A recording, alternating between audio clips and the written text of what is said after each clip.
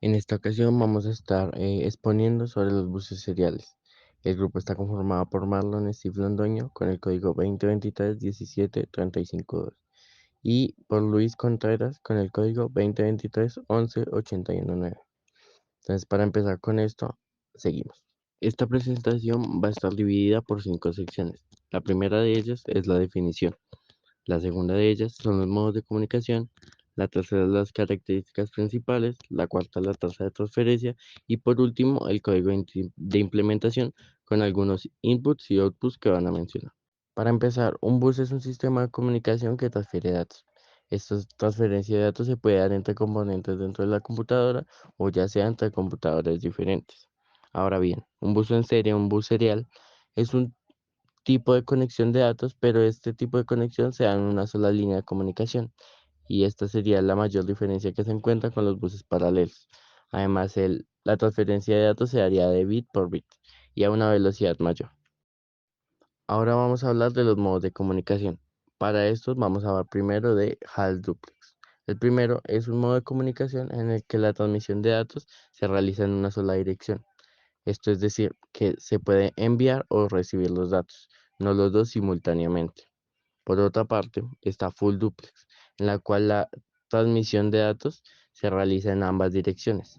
Esto es decir, que se puede enviar y recibir información al mismo tiempo, sin existir ningún tipo de interferencia que haga más lento o falle el proceso.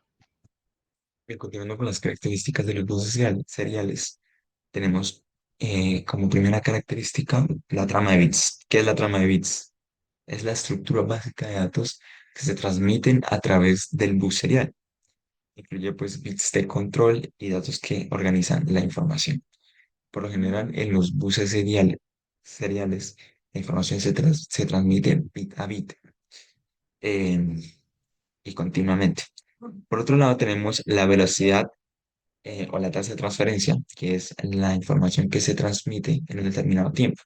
Por lo general, está dado por bits por segundo, eh, que es la forma más básica y fácil de expresar la información que se transmite.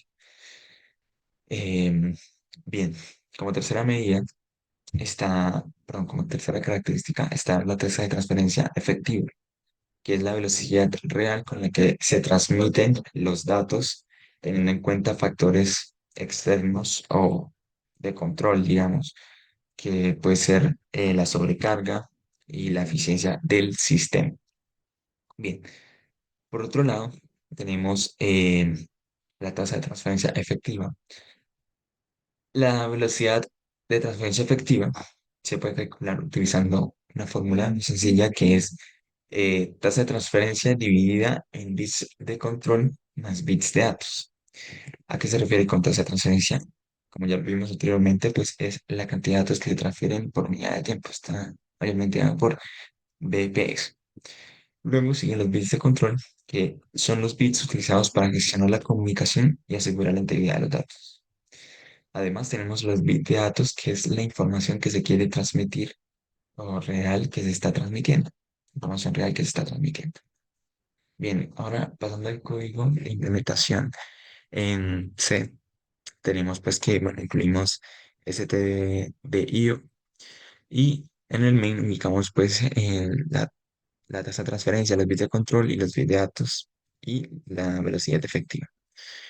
Pedimos al usuario todos los datos que vendría siendo pues la tasa de transferencia, la cantidad de bits de control y la cantidad de bits de datos y las asignamos pues a sus respectivas variables para eh, poderlas gestionar después. Entonces después tenemos que la velocidad efectiva es igual a la tasa de transferencia dividida en los bits de control más los bits de datos. Y luego damos como respuesta la tasa de transferencia efectiva en bps. Bien, tenemos aquí probándolo pues en intérprete. Tenemos que en el caso uno ubicando como tasa de transferencia 100 bits por segundo y con una cantidad de bits de control de 1000 y una cantidad de bits de datos de 10. Esto sería realmente un caso muy grave de transferencia de datos porque por lo general Los bits de control son menores que los bits de datos que se van a transferir. Bueno, y nos da una transferencia efectiva muy baja de 0,10 bits por segundo, lo cual es un caso muy irreal, muy más que irreal, con una tasa muy baja y muy mal implementada, podría decirse. Bueno, como segundo caso tenemos que la tasa de transferencia es de 1000 bits por segundo, los bits de control son 8 y los bits de datos que se van a transmitir son 64. Esto nos da pues una velocidad de transferencia efectiva de 13,89 bits por segundo. Em, Listo. Como caso 3 tenemos que la tasa de transferencia es de 20.000 bits por segundo. La cantidad de bits de control son 32 y la cantidad de bits de datos son de 256. Esto nos da pues una velocidad de transferencia efectiva de 69,44 bits por segundo. Esto refleja pues que la velocidad de transferencia es directamente proporcional con la tasa de transferencia en bits por segundo. La velocidad de transferencia efectiva es directamente proporcional a la tasa de transferencia. Esto pues porque es bastante claro que si aún aumenta, la otra también lo hará. Y es inversamente proporcional a la cantidad de datos y a los bits de control que se tomen.